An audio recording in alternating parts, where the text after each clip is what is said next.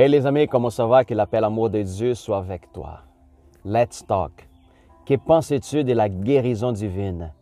Combien de temps que tu es chrétien? Combien de temps que tu appliques cette technique, cette don que le Seigneur a libéré pour tous les cieux qui l'appliquent? Alors, avec les années, depuis quand moi j'ai commencé à manifester dans les dons de la guérison divine, j'ai connu beaucoup de ministères.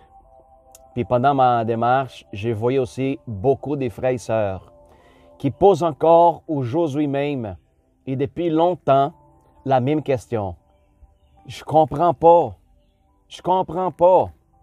J'ai prié pour une personne, quoi que ça soit son problème.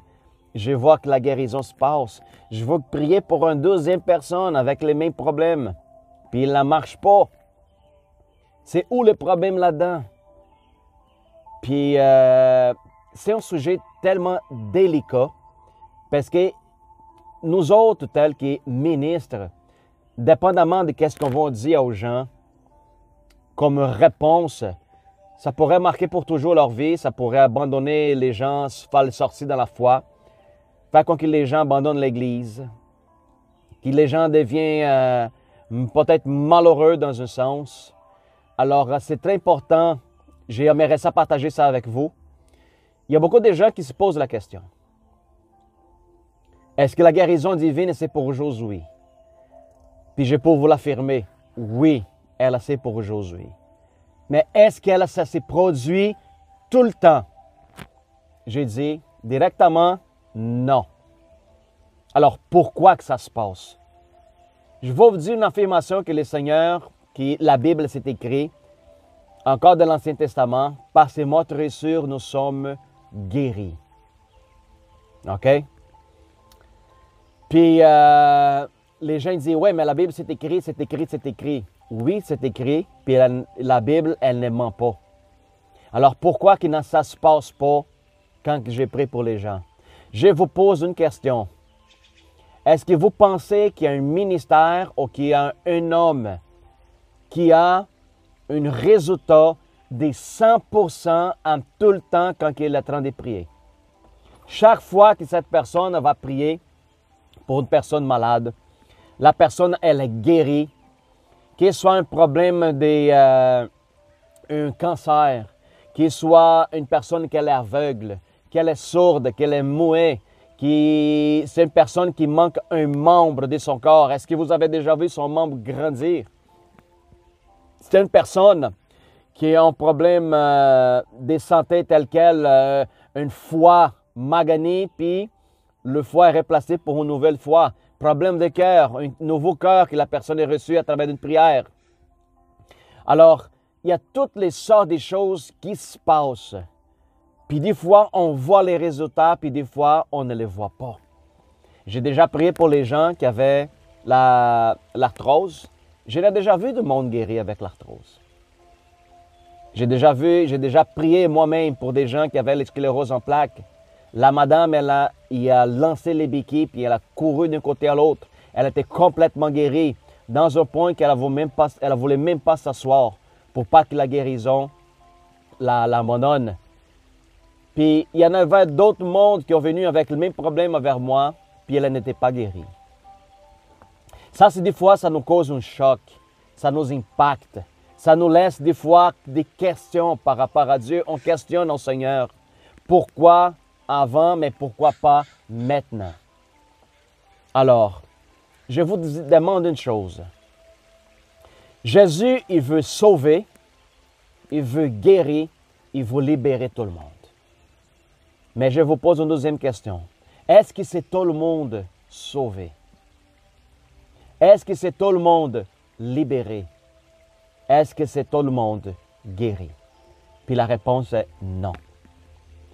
Une chose, je pourrais vous dire, puis je vous donne un conseil à vous qui posez souvent la question pour essayer de trouver une réponse. Je vous dis une chose, n'essayez pas de mettre Dieu dans votre package deal, dans votre boîte. N'essaie pas de dire que la guérison divine, il y a une formule secrète. Comme le salut, une formule secrète. Comme la libération, une formule secrète. Non, ça ne marche pas de même. Des fois, on veut instruire les gens en train de dire, ça marche comme ça, il faut que tu fasses exactement comme je t'ai dit. Je vais vous dire une affaire, c'est pas vrai. C'est pas vrai. J'ai déjà vu des gens appliquer d'une façon différente la prière, la technique de la guérison, puis ça marchait pareillement. Des gens qui prient pour les autres en langue, puis la personne est guérie. Les gens qui prient en distance, les gens qui prient juste en touchant la personne, en train de donner des coups de poing dans la maladie, puis la personne est guérie. Les gens qui prient dans notre personne à travers leurs rêves, à travers de leur voyage spirituel. Les gens qui se déplacent en esprit pour prier les gens loin, dans notre pays, puis la personne est guérie. Alors, il y a toutes les sortes de choses que Dieu est en train de faire avec chaque personne différemment. Parce que Dieu, ce n'est pas un Dieu aussi simple au niveau de répéter les choses constamment. C'est un Dieu de diversité. Alors, Dieu utilise plusieurs manières de produire le salut, la guérison puis la délivrance. Il faut comprendre qu'on ne devrait pas mettre Dieu dans notre boîte. Puis quand on va appliquer qu'est-ce qu'on a besoin, on sort la boîte de notre poche, puis on l'applique. Puis il faut que ça marche. Il faut que Dieu soit obéissant à qu'est-ce que j'ai fait. Il faut que Dieu obéisse à mon commandement, à qu'est-ce que j'ai dit, à qu'est-ce que je parle. Il faut que quand la personne que je parle à propos de l'amour de Dieu, son sacrifice, qu'est-ce qu'il a fait à la croix pour nous autres, il faut que la personne accepte le salut tout de suite. Il faut que quand je pose ma main sur la personne, n'importe quel problème qu'il soit, il faut qu'elle soit guérie à l'instant. J'en ai déjà vu des gens qui étaient guéris 3 mois plus tard, 4 mois plus tard. Des gens que j'ai prié seulement 2-3 mois plus tard, je reçois l'appel que la personne était guérie. Ce n'était pas à l'instant. On va faire une délivrance à quelqu'un, puis il faut que la personne soit délivrée maintenant. Alors, c'est plutôt Dieu qui devrait nous obéir ou c'est plutôt nous autres qui devraient obéir le Seigneur? C'est ça la question dans le fond. C'est ça la question en arrière des rideaux. Nous sommes représentants du Seigneur. Nous sommes qui n'ont des disciples. Et tous les disciples obéirent leur maître, indépendant de quoi que ce soit les résultats. Il y a beaucoup de gens qui sont en train de prier pour une guérison divine. Ça ne produit pas la guérison. Puis là, elle se pose la question, qu'est-ce que j'ai fait que ça ne marche pas?